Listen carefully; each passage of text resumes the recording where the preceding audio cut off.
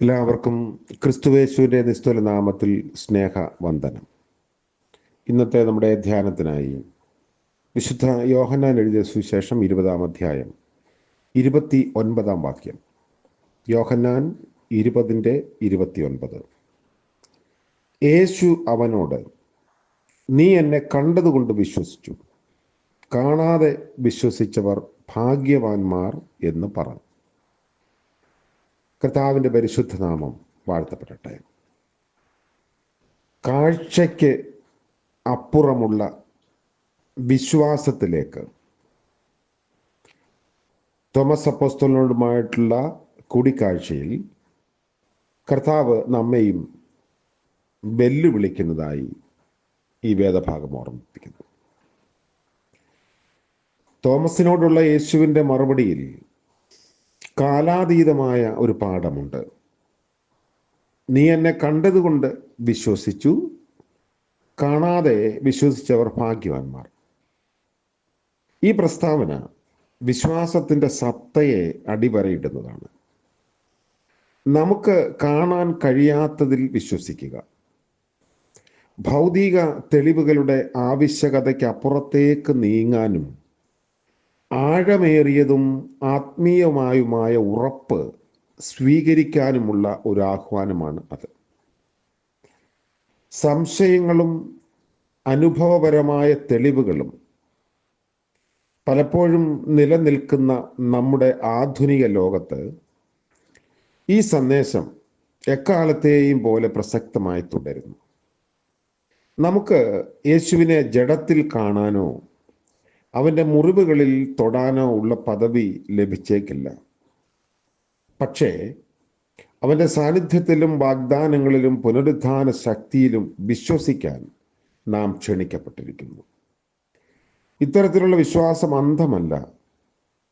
യേശുവിൻ്റെ ജീവിതം, മരണം, പുനരുദ്ധാനം എന്നിവയുടെ ചരിത്രപരമായ യാഥാർത്ഥ്യത്തിലും നമ്മുടെ ജീവിതത്തിൽ പരിശുദ്ധാത്മാവിൻ്റെ തുടർച്ചയായ പ്രവർത്തനത്തിലും അത് വേരൂന്നി നിൽക്കുന്നതാണ്. കാഴ്ചയ്ക്കപ്പുറമുള്ള വിശ്വാസമാണ് ക്രിസ്തീയ വിശ്വാസത്തിൻ്റെ അടിസ്ഥാനവും ഉറപ്പും. അതുകൊണ്ടാണ് എബ്രായ ലേഖനം പറയുന്നത്, കാഴ്ചയാലല്ല വിശ്വാസത്താലത്രേ.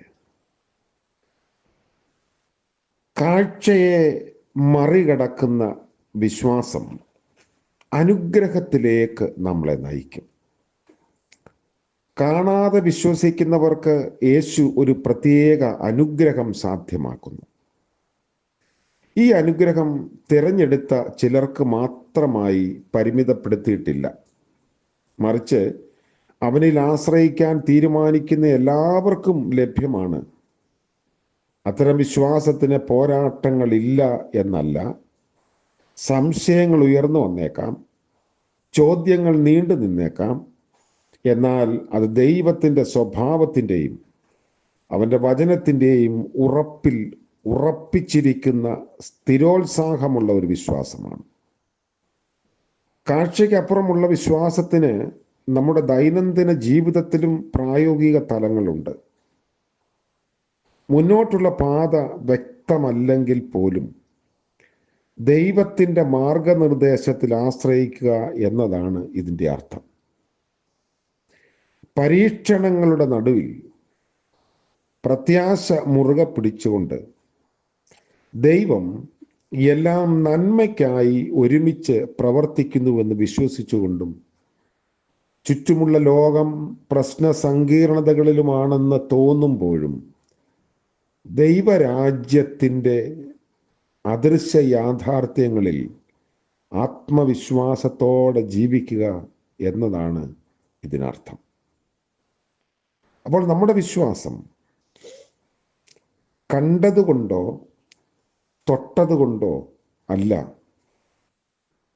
നമ്മുടെ വിശ്വാസം കാഴ്ചയ്ക്കപ്പുറമുള്ള പ്രത്യാശയുള്ള വിശ്വാസമാണ്.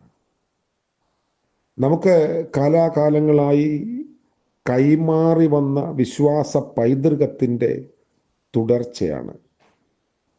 നമ്മുടെ വിശ്വാസം ദൈവവചന അടിസ്ഥാനത്തിൽ ഉള്ളതാണ്. അതുകൊണ്ട് തോമസ് അപ്പോസ്തലനോട് കർത്താവ് പറയുന്നു, കാണാതെ വിശ്വസിച്ചവർ ഭാഗ്യവാന്മാർ. ഉറപ്പുള്ള വിശ്വാസം, കുലുങ്ങാത്ത വിശ്വാസം അനുഗ്രഹത്തിലേക്ക് നമ്മെ നയിക്കുന്നു. നമുക്ക് കാണാൻ കഴിയുന്നതിനോ സ്പർശിക്കുന്നതിനോ പൂർണ്ണമായി മനസ്സിലാക്കുന്നതിനോ അപ്പുറമുള്ള ഒരു വിശ്വാസം സ്വീകരിക്കാൻ നമ്മെ വെല്ലുവിളിക്കുന്നു. ഉയിർത്തെഴുന്നേറ്റ ക്രിസ്തുവിൽ വിശ്വസിക്കാൻ അത് നമ്മെ ക്ഷണിക്കുന്നു. ബാഹ്യമായി നമുക്ക് കർത്താവിനെ കാണാൻ കഴിയാത്തപ്പോഴും അവൻ നമ്മോട് കൂടെയുണ്ട് എന്ന ഉറപ്പ് നമ്മുടെ ജീവിതത്തിൽ ക്രിസ്തുവിൻ്റെ നിറസാന്നിധ്യം അദൃശ്യമായും ദൃശ്യമായും ഒക്കെ അനുഭവവേദ്യമാകുന്നു. അത് നമ്മുടെ വിശ്വാസത്തിൻ്റെ ഉറപ്പിലാണ്. അങ്ങനെ യാത്ര ചെയ്യാൻ ദൈവം നമ്മളെ സഹായിക്കട്ടെ. പ്രാർത്ഥിക്കാം. കരുണ നിറഞ്ഞ വാഴ്ത്തപ്പെട്ട കർത്താവേ, മനോഹരമായ പുതിയ ദിനത്തിനായി സ്തോത്രം.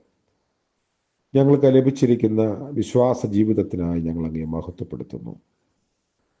കർത്താവേ, അവിടുത്തെ നിറസാന്നിധ്യം ഞങ്ങളോട് കൂടെയുണ്ടല്ലോ.